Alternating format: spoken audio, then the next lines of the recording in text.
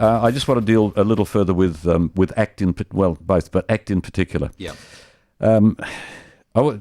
Give me your perception of whether or not they can make a comeback, based on the fact that you've now had 3 ACT leaders in the past, I don't know, 3 years it seems, that you've it must be a bit more than that, but it's like they're toying with it. It's again this manufacturing process.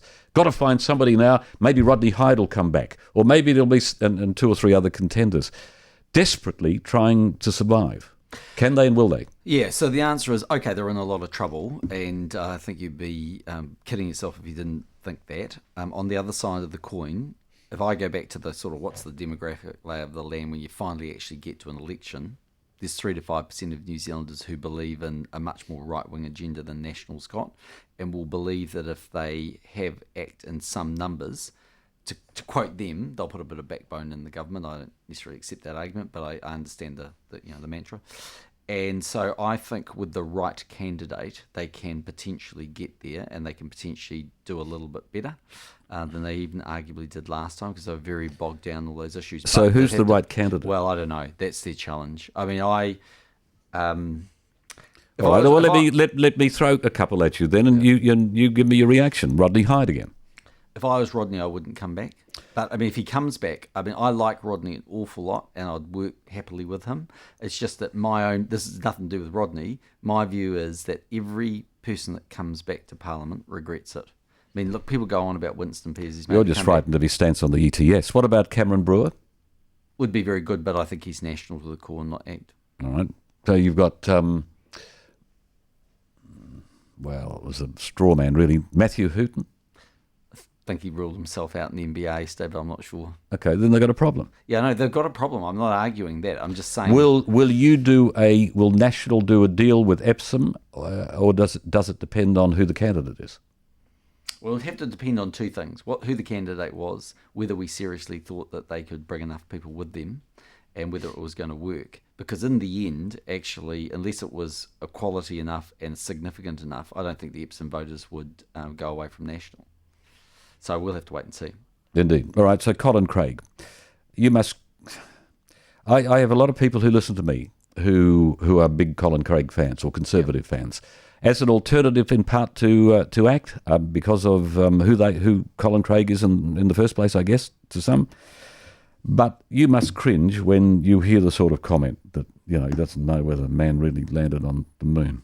Stupid question to ask, but then again, with the answer, I guess they got a story. Yeah, so there's 2 alternative theories, isn't there? Let me just clear this up front. I don't know Colin Craig terribly well. I've met him on a couple of occasions, not recently in the last 3 years or so. He came in over the anti-smacking petition from memory. That's the last time I saw him. So I don't know the bloke terribly well. So there's either a bit of naivety going on there, or a bit of brilliance going on there. So if you want to let's take the brilliance argument. He's into the Winston Peters style of publicity. So all publicity is good publicity. Just get on the TV, get on the radio, get them talking about you. Because let's be honest, we are talking about him, and we're not talking about a new mythical leader of ACT because we don't know who that is. And if you go back to that point that there'll be a bunch of people who are going to vote for another alternative, that could be Colin Craig because they'll know him. Name recognition counts for a lot. If it's not quite there and it's a bit of naivety, he'll need to learn to deal with the national media, who will spend the next 12 months trying to trap him, bait him, whatever. And he'll have to go back to what is he all about? Because in the end, politics is a very serious business. It's the business of ideas. It's about the direction you want to take the country. It's about what your basic philosophies, values and principles are, and the things that actually matter to New Zealanders. And that's the economy, law and order, health and education. Not some mythical theory about whether man went to the moon or not. For the record, they did. Not whether chemtrails have got a whole bunch of things, exhaust that's trying to poison people out of jet planes. They're not. That stuff is all kind of great stuff. It's great stuff that 13-year-olds Google out of interest. But you'd be surprised at the number of older 13-year-olds. Yeah, look, there are some people that might think that, but the bottom line is that whether you even believe it or you don't, that's actually not what a government's going to spend its time doing. It's going to spend its time working out whether people can get jobs, the economy can go forward, it can spend money on things they want, the community's safer, your kids are educated. And I think for Colin Craig has got a serious proposition there because, in fact, he's right in the sweet spot of where Winston Peters is. At one level, he's going around all the grey powers. He's got a, take smacking. If he was on this show, he'd say, I don't like that law. He's very clear on that. So there is a bunch of people who would say, I kind of agree with that. So all I'm sort of saying is, there's a potential partner there. There's a potential person we might be able to work with. But in the end, if he is going to be a serious political player, he's actually going to have to be engaged on serious political issues. Just out of that, here's a quick question. I read somewhere this morning that, he could be a minister next year. Just because he gets elected to Parliament doesn't warrant a ministerial role for anybody.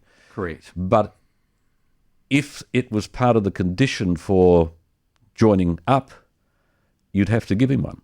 Well, possibly. I mean, if you look at the track record, that's been the case. So every party that we've had a confidence and supply agreement with, they haven't formed part of the main cabinet. So we've run a cabinet with 20 national ministers, but we've had confidence and supply agreements. So what that means is that those political parties guarantee the government that they will vote for them on any issue that's deemed to be confidence. And if a government loses a confidence vote, it fundamentally has to go and have a general election. So that's the budget, right, and anything else we deem to be confidence. So that is possible. But the one thing that's worth noting that's different to that is what Labour and the Greens are talking about. Because, they're manufacturing their own deals. It's called Labour and the Greens.